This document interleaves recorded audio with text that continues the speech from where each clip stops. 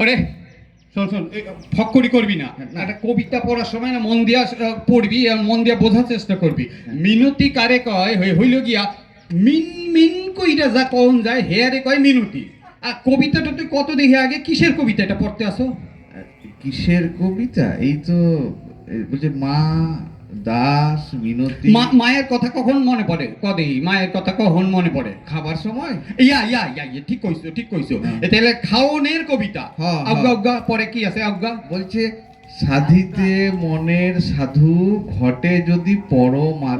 উচ্চারণটা ঠিক কইরা কর, প্রত্যেকটা শব্দ ঠিক কইরা উচ্চারণ কর। এ তো ঠিকই তো, সাধিতে মনের সাধু ঘটে যদি পরমাদ। কি এগুলো কি কাকা? একটু কমা। বুঝায় দেবো মানে তুই আরো আজ্ঞা আরো আজ্ঞা। মধুহীন কর নাগ তব মন ককনদে।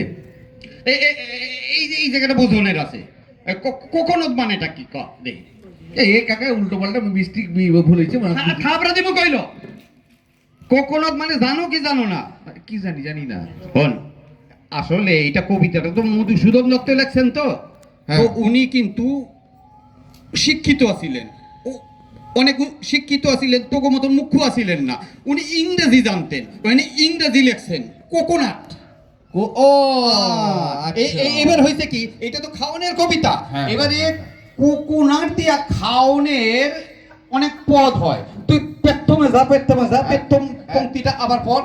রেখ মা দাসের মনে এ মিনতি করি পদে পদ। এই যে পদ, এই পদ মানে কি? মানে ভাতের লগে ডাইল ভাজা সচ্চড়ি শুক্তানি এই যে বিভিন্ন রকম গুলো খাওয়া হয়, এই আরে কয় এক একটি পদ।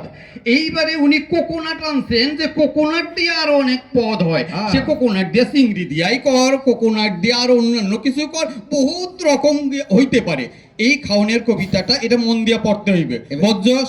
বুঝেছি। যা গিয়া বয় যা। ঠিক মাস্টার মাথা কচুর লতি দিয়া হইব না? হইব হইব হইব হইব।